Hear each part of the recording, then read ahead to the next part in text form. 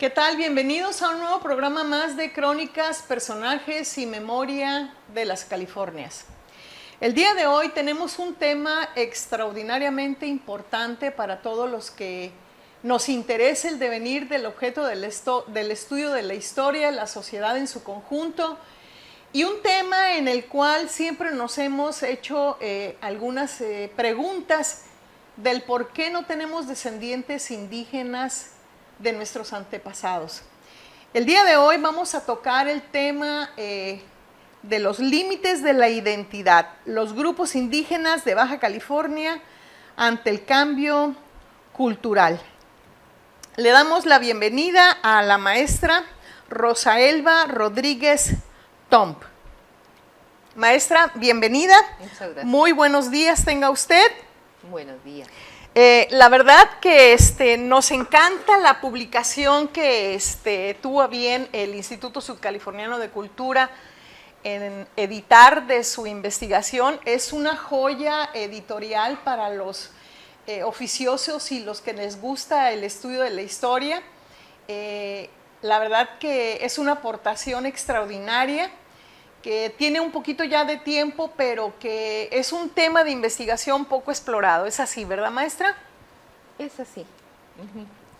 Bien, la maestra Rosaelba Rodríguez Tomb nació en la Ciudad de México, realizó sus estudios de licenciatura en Antropología Física en la Escuela Nacional de Antropología e Historia, los de maestría en Historia Regional de la Universidad Autónoma de Baja California Sur, y los del doctorado en la Unidad Occidente del Centro de Investigaciones y Estudios Superiores de Antropología Social. Se desempeña actualmente como profesora e investigadora de tiempo completo en la Universidad Autónoma de Baja California Sur. Sus líneas de investigación son Historia Cultural, Etnohistoria de Baja California e Identidad Étnica, temas sobre los que ha publicado diversos trabajos en revistas locales, nacionales e internacionales. La doctora Rodríguez Tomb es autora del libro Cautivo de Dios, los cazadores recolectores de Baja California durante la colonia de Ciesas e INI, México, 2002, y coautora de la Historia General de Baja California Sur, UAPS, CONACYT, CEP de Baja California Sur, Plaza y Valdés, y la Universidad Michoacana, volumen 1, México 2002, volumen 2, México 2003 y volumen 3, México 2004. Nuevamente, ¿cómo está, maestra? Pues aquí muy contenta con la invitación. Muchas gracias, maestra. No, pues para nosotros, sinceramente, es un honor, maestra, el poder tenerla este día con nosotros, que nos haya dado un poquito de su tiempo, porque sabemos que usted es una persona muy ocupada, dedicada al 100% de su cátedra, pero bueno, el objeto de la presencia de este tema el día de hoy es justamente porque tenemos muchas interrogantes en torno a este magnífico libro que nos habla justamente de la identidad de los californios. Platíquenos, maestra, ¿cuál fue el objeto central de la investigación realizada por usted? Bueno, pues como bien lo comentas, el concepto central fue la identidad. A mí me atrajo mucho desde que comencé a hacer mis estudios doctorales, porque es un concepto muy elusivo, es un concepto difícil, porque es subjetivo, subjetividad totalmente, pero hoy en día los científicos sociales y los estudiosos en general del fenómeno humano, llámense hermenéuticos o cualquier otro tipo de filósofos, etcétera, pues han abordado, y yo digo que con mucho éxito, estos temas tan complejos. Las identidades son procesos. Todos los seres humanos tenemos un proceso identitario que va cambiando a lo largo de nuestra vida. Pero cuando tú puedes abordar a una persona y hablar de ella o con ella, puedes de alguna manera también tener un atisbo de este proceso identitario. Pero como los antiguos habitantes del territorio que hoy se llama Baja California, pues no están ahora ya para poder entrevistarlos. Claro. Entonces, pues sí, me metí en un lío grande, pero me gustó mucho la aventura. Qué bien, excelente. ¿Qué cambios se advierten en las bandas de cazadores-recolectores? ¿Cómo jugó ese papel de la imposición cultural del que fueron objeto ellos, maestra? Bueno, una de las cosas con las que yo me topé cuando investigué fue la carencia de datos. Así es. Porque en realidad, pues no tenemos las voces de los grupos originarios de Baja California. Tenemos las voces de aquellos que se toparon con las bandas de cazadores-recolectores, los aventureros, los viajeros por cualquier circunstancia y más adelante, ya de manera como mucho más formal, pues los misioneros, los soldados. Sí. Ellos hablaron mucho y escribieron mucho, han corrido muchos litros de tinta sobre estos temas de cómo se los topan, cómo tienen encuentros con ellos y desencuentros también, por supuesto, pero no tenemos las voces de los grupos originarios. Claro. Entonces, el abordaje que yo decidí hacer de este tema fue un abordaje con indicios. Así es. Con los indicios que me daban estas voces multitudinarias, que siempre consideraban inferiores, que siempre consideraban primitivos, bueno, cualquier palabra que se te ocurra a ti, sí, como eternos niños, como eternos menores de edad, como fuera de toda capacidad de raciocinio, en fin, una serie de adjetivos. Pero también yo pude captar, como te decía hace un rato, antes de comenzar la entrevista, que los vestigios arqueológicos nos dicen mucho también claro, de esas formas identitarias. Y entonces, pues ahí sí ha habido un esfuerzo muy importante a partir de la segunda mitad del siglo pasado de hacer investigación arqueológica en el territorio de Baja California y de lo que es el estado de Baja California Sur. uh-huh. Entonces, a partir del registro arqueológico, a partir de todos los testimonios que pude conseguir y que revisé de manera muy, muy exhaustiva, y a partir también de otros, eso también fue muy importante. Como yo soy antropóloga de origen, uh-huh. Leí también muchísimo sobre cazadores-recolectores, entre bien. antropólogos, etnólogos, etnohistoriadores que habían tenido la oportunidad de trabajar con grupos cazadores-recolectores en el pasado y en el pasado reciente y en el pasado lejano, pero ya habiendo hecho trabajo, digamos, científico, por así decirlo, trabajo disciplinario. Sí. Y eso fue lo que me ayudó muchísimo, porque en realidad cuando uno absorbe toda esta idea de cómo el cazador-recolector está imbuido de su medio, cómo reconoce al medio, cómo ha vivido a través de un tiempo, se involucra claro. con los aspectos no solamente físicos, sino también ambientales, pero de cómo piensa este ser humano que vive rodeado de su medio y que es el medio el que le va a permitir vivir o morir. Exacto. Entonces, eso me ayudó también bastante a adentrarme un poco en este tema tan espinoso. O sea, el rol que jugó la apropiación de recursos por las bandas de cazadores-recolectores fue muy, muy importante porque era el sustento económico para ellos, ¿no? Por supuesto, y no solamente el sustento económico, el sustento espiritual, el sustento social, o sea, lo material y lo inmaterial están ahí mezclados. Sí, y es muy interesante porque además todas las formas de pensar en estos pueblos son formas de pensar que desde el punto de vista de la historia de las religiones se han denominado animistas. Pero lo que significa eso es que incluso para aquellos que son horticultores o ya agricultores, pero de pueblos originarios, la naturaleza es parte de ellos y ellos son parte de la naturaleza. Claro. No está toda esta idea que es mucho de la Ilustración y del siglo XVIII de haberse despegado, de haber sido... y también de la ideología judeocristiana, he de decirte, porque cuando alguien nos dice que Dios hizo al hombre a su imagen y semejanza, inmediatamente se está elevando a un pedestal diferente que el que está toda la naturaleza. En cambio, para estos pueblos no. Claro. Ellos forman parte, están inmersos, dependen de y hacen depender su vida de todas estas cuestiones ambientales. Entonces eso me ayudó bastante. Excelente, maestra. Igual también comenta que en el libro que los indios eran los más atrasados y salvajes comparados con otras tribus. Así los tenían catalogados. Exacto. Especialmente a estos indígenas cochimíes, pericues que habitaban esta zona. Sí, porque mira, los jesuitas, para hablar de un ejemplo muy conspicuo y además importante, porque pues fueron muy dedicados, gente muy esforzada y muy estudiosa, por lo general instruidos en todos los conocimientos de su época. Claro. Pero su época pues es siglo XVIII, y el siglo XVIII justamente tiene toda esta idea que fue tomando cada vez más fuerza y que se hizo mucho más fuerte con el darwinismo, ¿no?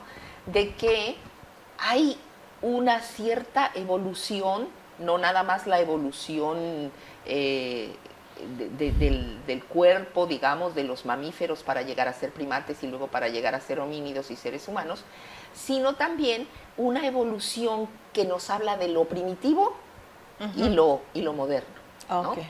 Y entonces, pues en esa escala, que era una escala unilineal, que fue poniendo a todos los seres vivos en una especie de, una escala, pues los cazadores-recolectores quedaban hasta abajo.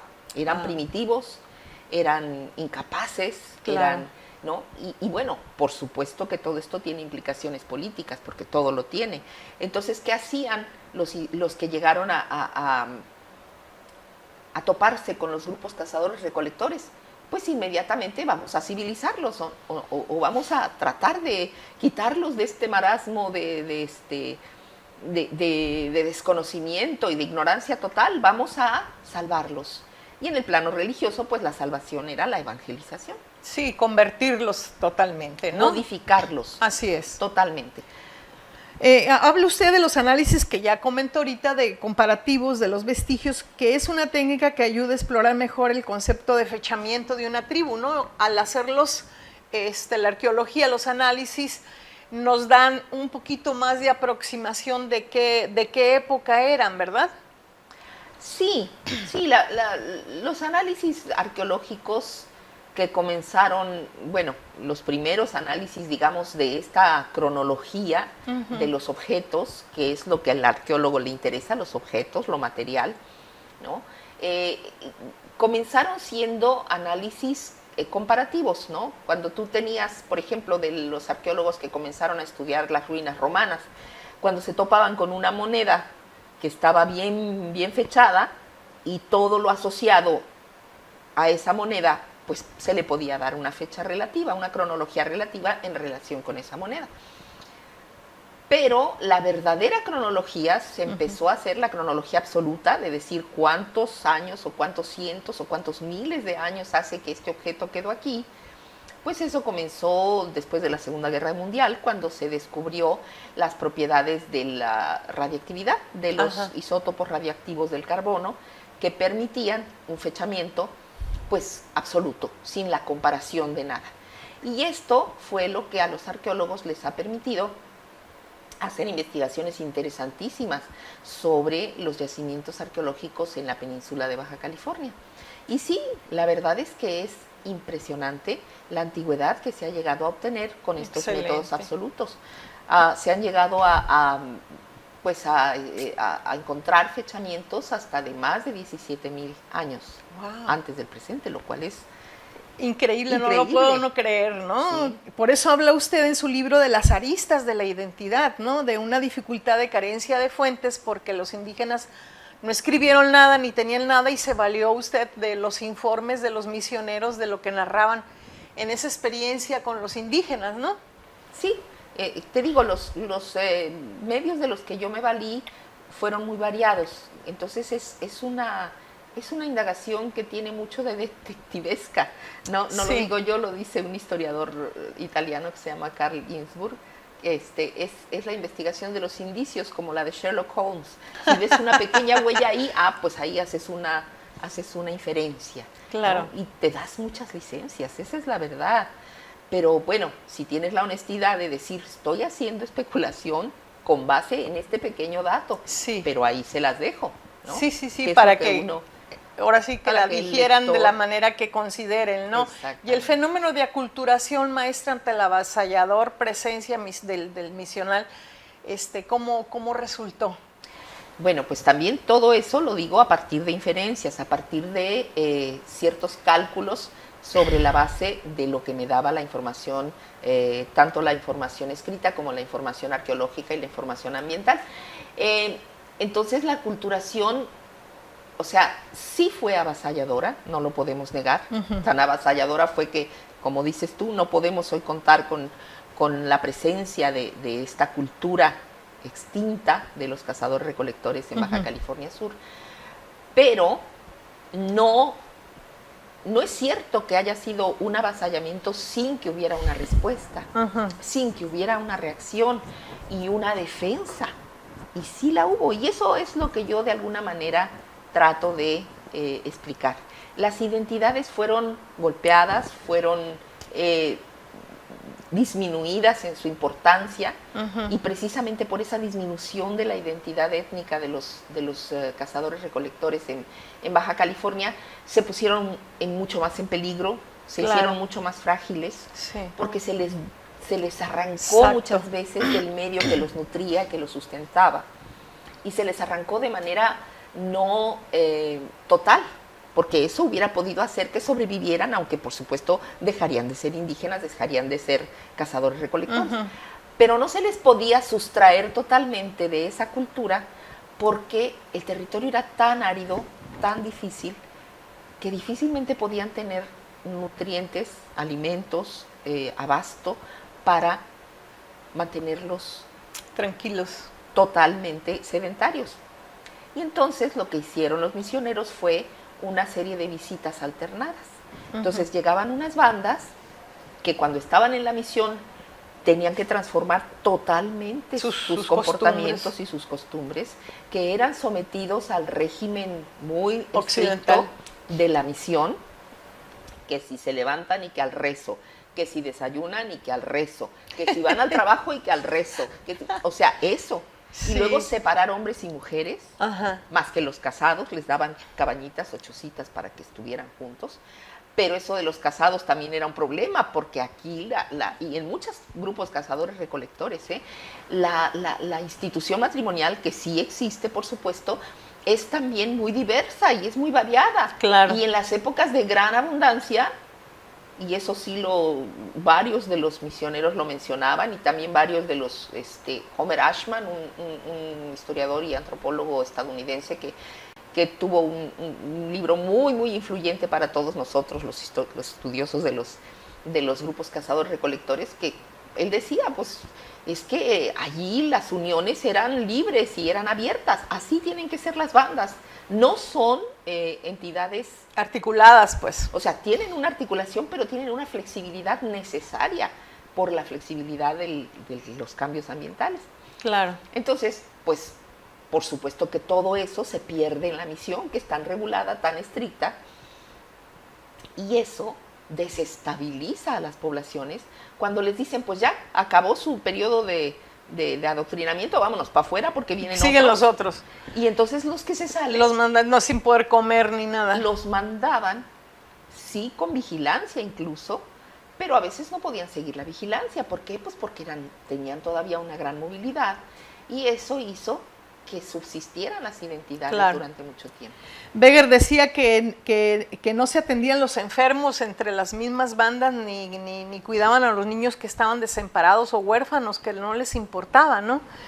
Son por supuesto, afirmaciones muy subjetivas, porque cuando uno llega, te voy a poner un ejemplo un poquito para que te des cuenta de cómo uno tiene sus propias ideas acerca de lo que es, por ejemplo, el cuidado infantil. Tú llegas a una pequeña aldea hoy mismo en México, en algún lugar de Oaxaca o de Guerrero, donde todavía hay muchos lugares aislados y sin comunicación constante con otras poblaciones mayores, y ves a los niños haciendo cosas que dices, ¿y cómo les dan permiso sus padres? Y están en gran peligro, y se van solitos, y hacen esto. O sea, para ti eso es negligencia. Claro. pero no lo es para ellos y en su contexto y en sus formas de acercarse a la vida. Ah, ok. Eso es lo que Perfecto. pasa con las Sí. afirmaciones de los misioneros. También platicas, maestra, respecto a los encuentros con líderes de los Californias, que se refiere a las mujeres a ejercer un liderazgo pleno, como la gobernadora, su reina, y con su corte, su séquito de corte alrededor, que era muy común ver ese tipo de personalidades, ¿no? Pues no es que fuera muy común, hay un par de ejemplos, pero son también, como te digo, muy subjetivos. Yo tengo por ahí un capítulo, un apartadillo que hice sobre este asunto del género, que es, pues, Sí. es un tema que es apasionante y que ha sido cada vez más abordado por esta nueva forma de lo que llamamos la historia cultural. Ajá. Es decir, de repente las historiadoras, muchas historiadoras muy prominentes de varias partes del mundo, se dieron cuenta que la historia era masculina. Estaba hecha por hombres y para hombres, y donde las mujeres no figuraban, o si figuraban así como adornos. Sí. Y entonces se pusieron a hacer una historia en la que las mujeres fueran las protagonistas. Yo no quise hacer eso porque pues no podía hacerlo, pero hice un poco de reflexiones acerca de cuál era el papel de las mujeres en las bandas de cazadores-recolectores.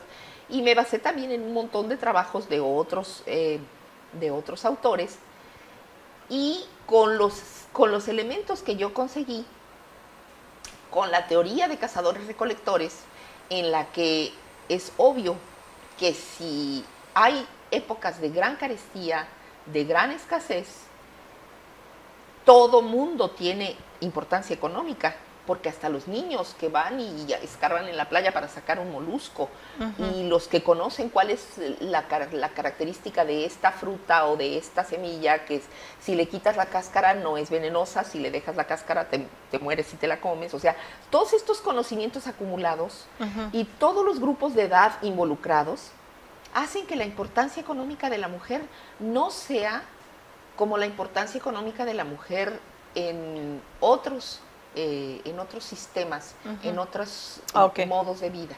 Muy Entonces, bien. bueno, de alguna manera reflexiono sobre las llamadas casicas, Claro. que algunas aparecen en las fuentes. Claro. Y sin embargo, muchas otras fuentes, por ejemplo del Barco, Sí. habla de que las mujeres son maltratadas y que las mujeres son utilizadas, porque cuando hacen sus grandes fiestas, dice del Barco, ponen a las mujeres a recolectar un montón, pero montones de alimento para poder estar mucha gente reunida en la fiesta, Sí. y son ellas las que hacen el trabajo.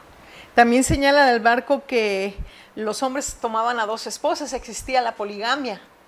Pues era sí, muy común. como te digo, son formas de ver el mundo, Sí. distintas totalmente. Para los cazadores-recolectores no había tal cosa como la exclusividad, y para los misioneros pues eso era escandalizante. Sí, Becker decía que desde el primer día de matrimonio lo hace y el día siguiente vagando cada uno por su lado y donde le venga la gana.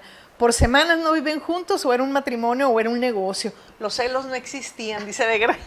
Obvio, son formas de ver el mundo completamente distintas. Claro.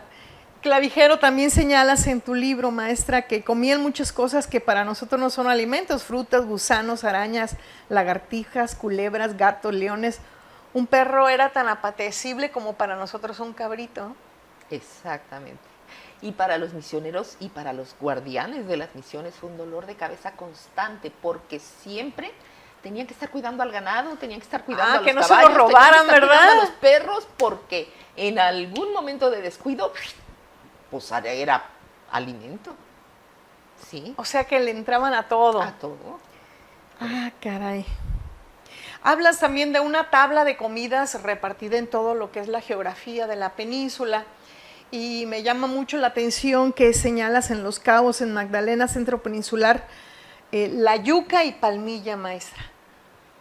¿Cómo era esta planta que se alimentaban los californios? Pues incluso, y es algo que me entusiasma siempre mucho, cuando la reflexión sobre la forma como los antiguos habitantes de la península abordaban la cuestión alimenticia, no murió totalmente, porque había, cuando menos en las fuentes, muchas alusiones a que los mismos soldados o guardianes o misioneros o mayordomos, como se les llamaba luego para estar vigilando a los indios, pues en épocas de carestía también le entraban a lo que pudiera dar la naturaleza, sí, ¿no? También se tenían que depender del pescado. Es una de las cosas que es muy interesante en las investigaciones arqueológicas.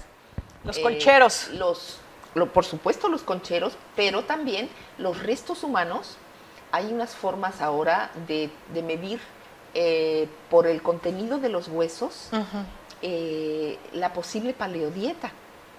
Entonces se ha descubierto, y esto me lo comentó la arqueóloga Harumi Fujita, mi amiga, que también mucho me basé en sus trabajos para poder hablar sobre esto, sobre la relación entre el ambiente, la nutrición y los grupos indígenas, que todos los restos óseos que se han revisado con esa técnica de medir la cantidad, no recuerdo ahorita el elemento, pero es una medición que te permite saber si la dependencia alimenticia del ser humano de ese resto era del mar, era de productos marinos. Mira qué interesante. Y todos los restos que han sido revisados por ese medio aportan un dato de que mucho mayor la dependencia del elemento marítimo que del alimento terrestre.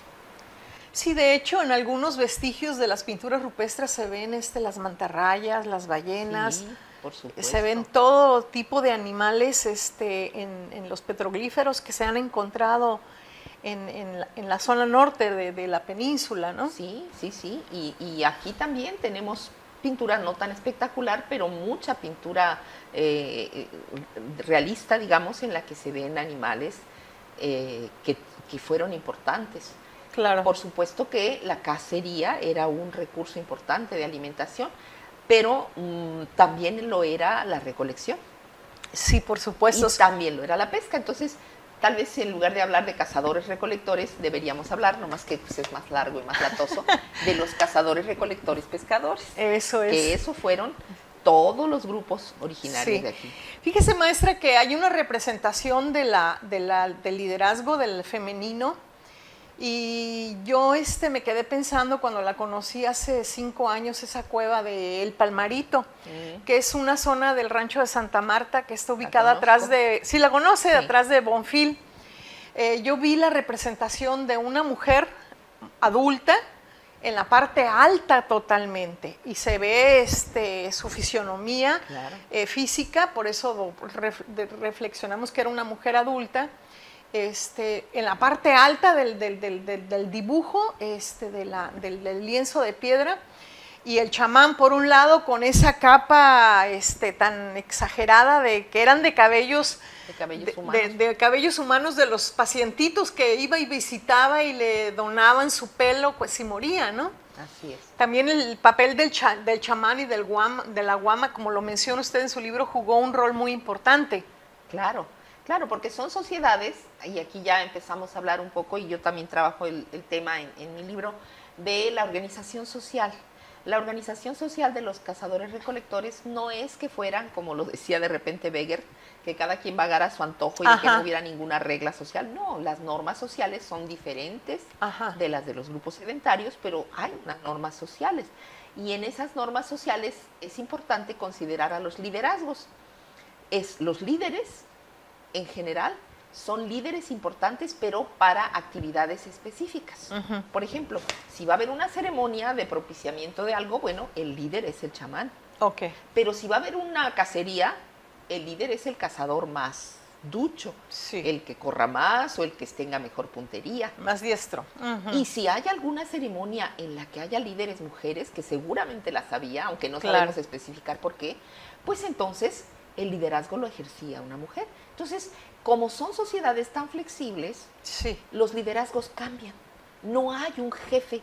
Un rol específico en una sola persona. Como el jefe de aldea o el jefe de tribu. Así es. O ya no digamos los sitios de jefaturas más específicas, como las del rey o las de los imperios antiguos. No, estos son organizaciones sociales muy flexibles con liderazgos. Algunos antropólogos, algunos autores le llaman liderazgo situacional, que es por cada situación. Del momento. Eso es. Sí, de hecho usted, si ve los rituales que se hacían en los centros ceremoniales donde están las pinturas rupestres, están siempre los ojos de agua y están los petrograbados dedicados a la fertilidad, si se fija. Claro, claro. Como que eran centros religiosos para intercambio, casamientos de diferentes tribus o intercambios de alimentos, o sea, eran unos centros ceremoniales de mucha importancia para los originarios californios, Por ¿no? supuesto. Yo para todas estas cuestiones de la pintura rupestre, Ajá. sobre todo en lo que llaman la región del Gran Ural, allá Sí. del norte del estado, Sí. me basé muchísimo en los trabajos que yo considero invaluables de la arqueóloga María de la Luz Gutiérrez. ¿Cómo no? Claro. Maravilloso. Su Sí. tesis doctoral es una obra maestra. Una obra maestra, sí. Tuvimos la oportunidad de hacer un libro en coautoría con ella, justamente a partir de la hipótesis que los centros ceremoniales se daban a partir de donde había un ojo de agua, ¿verdad? Y cerca había una misión. Y obviamente pues el mural de piedra pues ahí estaba presente, ¿no? Como siempre, generalmente esos sitios estaban resguardados por el agua, pues que siempre hay agua cerca de ellos. Uh-huh. Encontramos también los vestigios de las cruces pintadas de la época de las misiones. Sí, sí, sí. Muy interesante. Y también menciona usted, maestra, la rebelión del 34 en el sur. Clavijero señala la desaparición, el cambio sobre el discurso misional sobre los indios. Claro, ese fue un parteaguas, porque te digo que el trabajo misional fue siempre muy esforzado, muy lleno de contradicciones, bueno, contradicciones propias de todo el pensamiento religioso de la época, pero sobre todo de contratiempos, porque no fue nada fácil. Claro. Vemos esa maravillosa mole que es la misión de San Javier y decimos, ¿cómo? Sí. ¿Cómo alguien pudo venir a...? Claro, fueron los indios los mover esas piedras. Pero fue un trabajo sumamente esforzado y sin embargo un trabajo que no tuvo un fruto. Entonces, antes de la misión, los misioneros emprendieron ese trabajo con mucho esfuerzo, pero con mucho dinamismo y con mucha ilusión. La ilusión, esta utopía de ver el cielo reflejado en la tierra californiana. Claro. ¿no?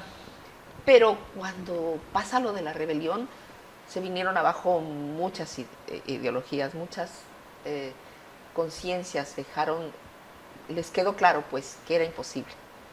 Y entonces vino decayendo hasta que ya en la época dominica prácticamente las misiones eran pues parapetos en las que se defendían como podían los misioneros o a veces se salían de su resguardo misional y se perdían y dejaban su trabajo porque ya había una gran desilusión.